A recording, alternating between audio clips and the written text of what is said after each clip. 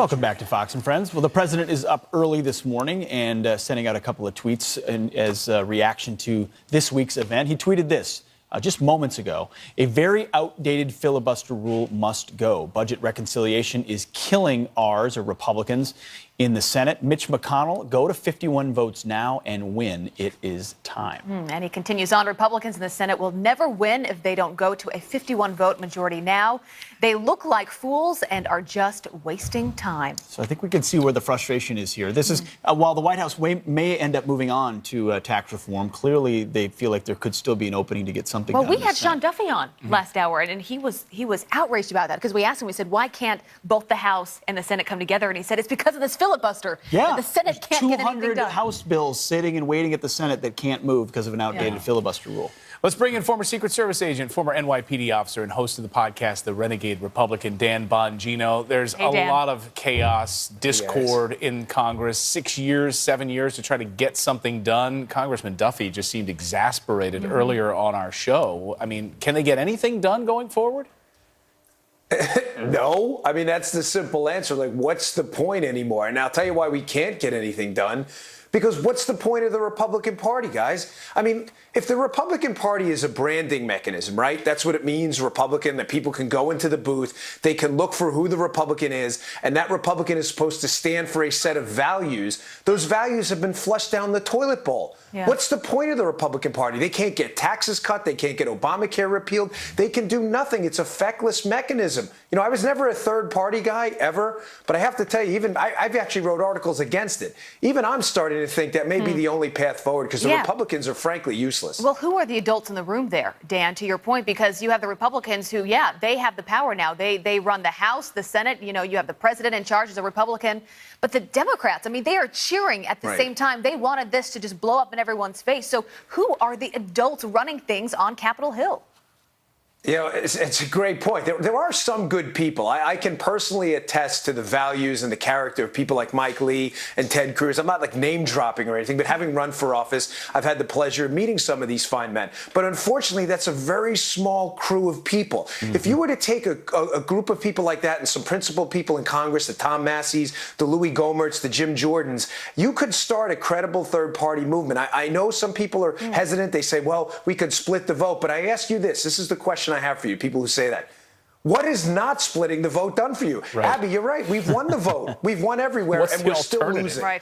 One of the what's the ultimate? We're still losing. Well, yeah, that's why you're seeing calls for procedure to change because it's deadlocked and no one's willing to show courage, ultimately, when it matters the most. You talked about adults on Capitol Hill. One of those that is not an adult on Capitol Hill, it seems, is Representative Barbara Lee. She tweeted this yesterday in response to General John Kelly being appointed. By putting General John Kelly in charge, President Trump is militarizing the White House and putting our executive branch in the hands of an extremist. So a Marine Corps veteran with 3 tours who's led at the highest levels is now a militarization of the White House?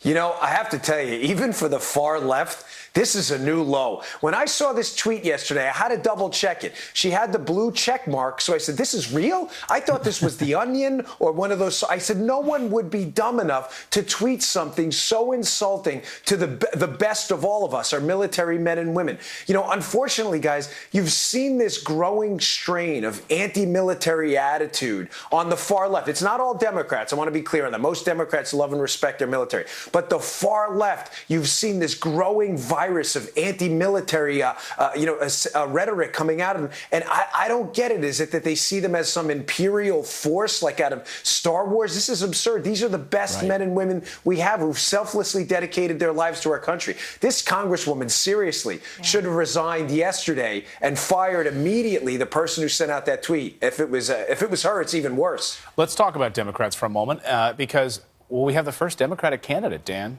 for 2020 against President Trump.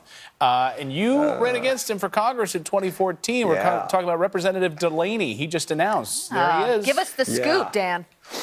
Yeah, I mean, listen, no Republican knows John Delaney better than me. Let me just say this, and I'm not trying to be Captain Bipartisan here. I'm as angry as the Democrats anyway. John Delaney is a super nice guy. He really is. I disagree with him ideologically, but we always enjoyed each other's company, even though we disagreed on just about everything. I'll give a little bit of a warning, though, to the Trump team. And you know I'm all for the president succeeding, but I would not underestimate this guy. They made that mistake in Maryland's 6th congressional district, and he won that seat in an enormous upset. He beat a guy named Rob Garagiola, who was the golden boy of Maryland politics. He's very wealthy. He's very ambitious. And when you put him in front of a crowd, he can be very convincing. Dan, now, I was going to say, we have just a bit of his campaign ad when you ran against him. Let's play just a bit of that. Yeah. The biggest problem with Trump is that he's not focused on the future, and he's not doing the things we need to do structurally to make our economy more competitive. Sorry, Dan, that was his ad now, actually. He's clearly, you can see he's already really revving up to go for 2020. Yeah, I've never seen any candidate get in a presidential race 3.5 years early, but he's a very non-conventional candidate. He's a moderate Democrat. You know, we almost beat him. I came within 1 point. We actually won on Election Day in the vote. But, you know, horseshoes and hand grenades, right? Almost doesn't count. But Dan, politics. I noticed in that ad, you know, he's talking infrastructure. He's like talking about things right now. And look, let's be honest, front page of the Wall Street Journal this week, why president's infrastructure plan may be fizzled and not going to happen. So here's a guy talking about infrastructure stuff that President Trump promised, and we don't see anything happening.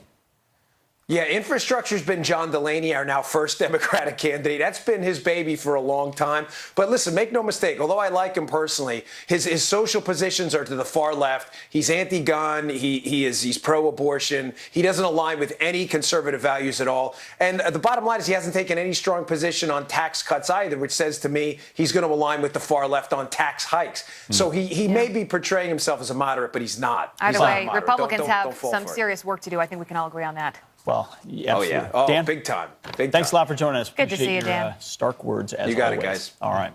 Well, the White House vowing to crack down on leakers this morning. We're learning a top FBI lawyer is under investigation for leaking classified information to the media. Sarah Carter broke the story, and she joins us next. Plus, coming up in a few minutes,